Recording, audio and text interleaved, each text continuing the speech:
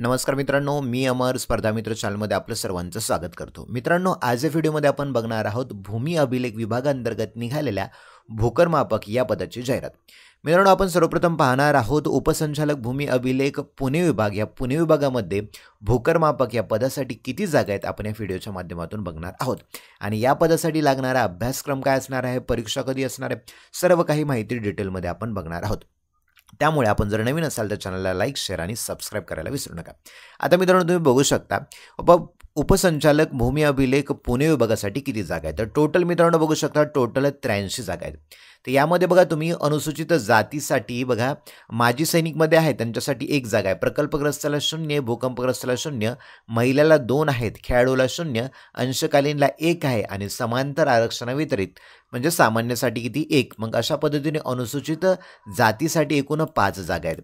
नंतर जाऊया मित्रांनो आपण अनुसूचित जमाती. तर अनुसूचित जमातीमध्ये फक्त महिलासाठी 1 आहे आणि समांतर आरक्षणाव्यतिरिक्त 1 आहे. ओके, म्हणजे अशा 2 जागा आहेत. विजा अ म्हणजे विमुक्त जाती गट अ अंतर्गत महिलासाठी 1 आहे आणि समांतर आरक्षणाव्यतिरिक्त 2 आहेत. ओके, म्हणजे अशा किती येतं, टोटल 3 जागा आहेत. नंतर भ ज ब भटक्या जमाती गट ब मध्ये बघा समांतर आरक्षणाव्यतिरिक्त म्हणजे तिथे महिला नाही आहे, भूकंपग्रस्त नाही, अंशकालीन नाही, यांच्या सर्वांसाठी बघा समांतर आरक्षणाव्यतिरिक्त किती 1 जागा आहे. ओके, नंतर आहे भ ज क. भ ज कला 1 पण जागा नाही आहे.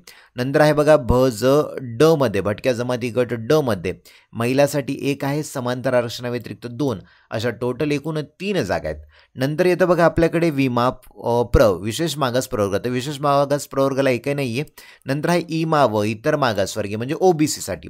तो ओबीसीमध्ये माजी सैनिकला 4 आहेत, प्रकल्पग्रस्ताला 1 आहेत, भूकंपग्रस्ताला 1, महिलाला 8 आहेत बघा. ओके, खेळाडूला 1 आहेत, अंशकालीनला 3 आहेत, त्यानंतर समांतर आरक्षणाव्यतिरिक्त 7, अशा टोटल इमा व इतर मागासवर्गीय ओबीसीसाठी 25 आहेत. नंतर आला SEBC. तर SEBCसाठी बघा माजी सैनिकला 1 आहे, महिलाला 2 आहेत, अंशकालीनला 1 आहे, समांतर आरक्षणाव्यतिरिक्त 4, अशा टोटल किती आहेत, एकूण 8 जागा आहेत. नंतर आला EWS. तर EWSसाठी बघा तुम्ही माजी सैनिकला 1 आहे, त्यानंतर महिलासाठी 3 आहेत, अंशकालीनसाठी किती आहेत तर 1 आहे आणि समांतर आरक्षणाव्यतिरिक्त 4 आहेत, अशा टोटल 9 येतं. ओके, EWSमध्ये म्हणजे इकॉनॉमिकली विकर सेक्शनमध्ये.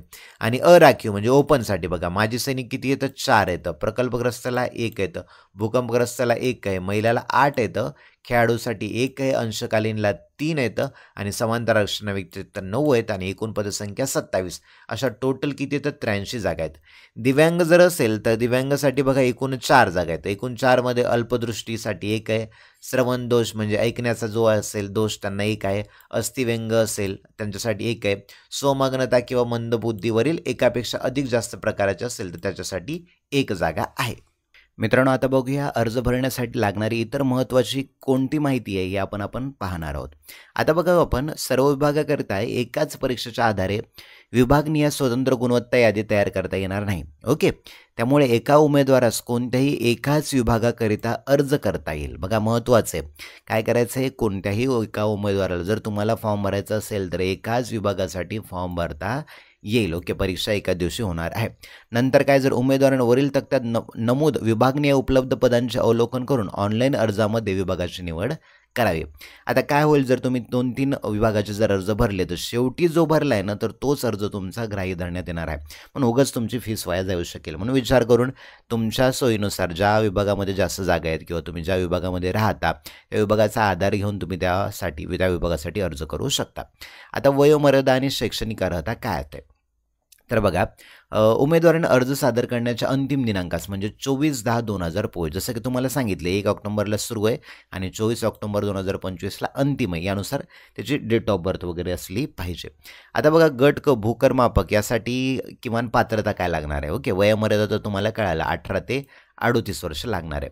आता याच्यामध्ये बघा गट क भूकरमापकमध्ये बघा मान्यताप्राप्त अभियांत्रिकी महाविद्यालय म्हणजे इंजिनिअरिंगची असेल किंवा मान्यताप्राप्त संस्थेकडील स्थापत्य अभियांत्रिकी पदविका म्हणजे diploma in civil engineering, polytechnic केलेलं असेल किंवा इंजिनिअरिंग केलेलं असेल सिव्हिल इंजिनिअरिंगमध्ये किंवा माध्यमिक शालांत परीक्षानंतर म्हणजे 10वी नंतर तुमच्याकडे औद्योगिक प्रशिक्षण संस्थेचं म्हणजे ITIचं 2 वर्षाचं सर्वेक्षण व्यवसायाचं प्रमाणपत्र असणं आवश्यक आहे.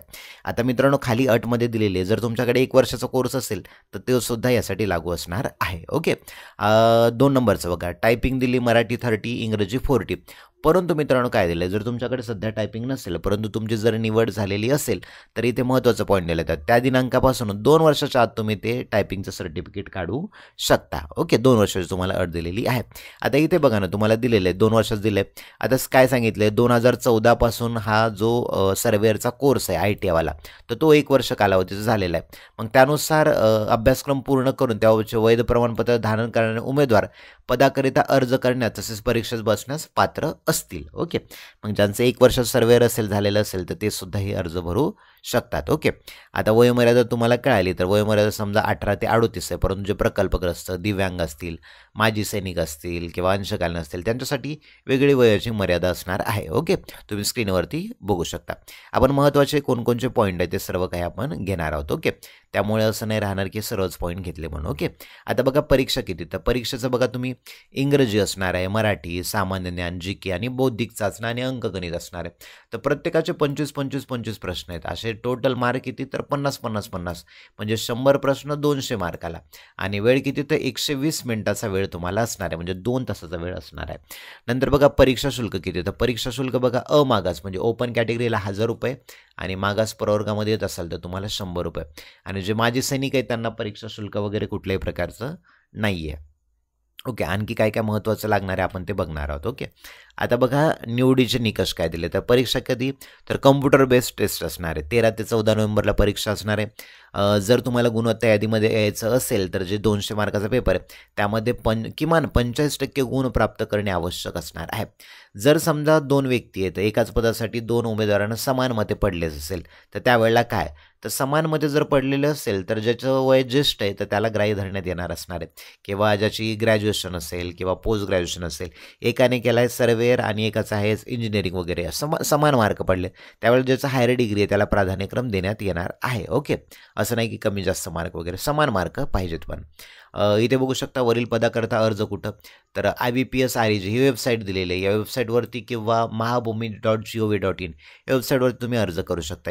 1 ऑक्टोबरपासून ते 24 ऑक्टोबर या दरम्यानमध्ये तुम्ही अर्ज करू शकता. ओके, आणखी काय महत्त्वाचं काय, तर परीक्षा ऑनलाईन जो फॉर्म भरायचा तुम्हाला त्यामध्ये तुम्हाला सेंटर वगैरे निवडावं लागेल. तुमच्या जिल्ह्यानुसार किंवा तुमच्या सोयीनुसार तुम्ही सेंटर वगैरे निवडू शकता. ओके, आणखी काय महत्त्वाची याच्यामध्ये माहिती लागणार आहे आपण आता बघणार आहोत. ओके, चला मित्रांनो, आपण फक्त जेवढी काही महत्त्वाची माहिती लागणार आहे तेवढी सर्व काही या व्हिडिओच्या माध्यमातून घेणार आहोत. आरक्षण तर तुम्हाला माहिती आहे, आरक्षण अनाथ असेल, माजी सैनिक असेल, भूकंपग्रस्त असेल तर त्यांच्यासाठी तेवढं आरक्षण असणार आहे. ओके, आणि आणखी महत्त्वाचं काय याच्यामध्ये बघा, हे बघा लहान कुटुंबाचं प्रमाणपत्र, याचे झेरॉक्स काढून घ्या किंवा तुम्ही जर सर्च केलं याच्यावरती क्रोमवरती गुगलवरती लहान कुटुंबाचं प्रमाणपत्र तर ते तुम्हाला मिळून जाईल. त्याची PDF काढा, नंतर त्याची झेरॉक्स काढा आणि हाताने लिहा, सही करा तुमची आणि मग तुम्हाला ते अपलोड करायचं आहे. आता बघा ऑनलाईन अर्ज सादर करण्याच्या सूचना, जसं की सांगितलं तुम्हाला 1 ऑक्टोबर ते 24 ऑक्टोबरपर्यंत अर्ज भरायचा आहे. वेबसाईटसुद्धा दिलेली आहे आणि परीक्षा शुल्कसुद्धा ऑनलाईन पद्धतीने तुम्हाला भरायचं आहे. कुठेही तुम्हाला तिथे जाऊन परीक्षा शुल्क वगैरे देण्याची गरज नाही आहे. ओके, आता ऑनलाईन अर्ज करण्यापूर्वी आवश्यक कागदपत्रे काय, तर तुमचा फोटो वगैरे आहे की नाही, स्वाक्षरी, फोटो आणि स्वाक्षरी असं म्हणाल. आता स्वतःची स्वाक्षरी कोणत्या शाईने लिहायची, तर काळ्या शाईने केलेली असावी. ओके, स्वतःच्या डाव्या अंगठ्याचा ठसा लागणार आहे. काळ्या किंवा निळ्या शाईने पांढऱ्या कागदावर तुम्हाला तुमचा लेफ्ट हँड थंब पाहिजे.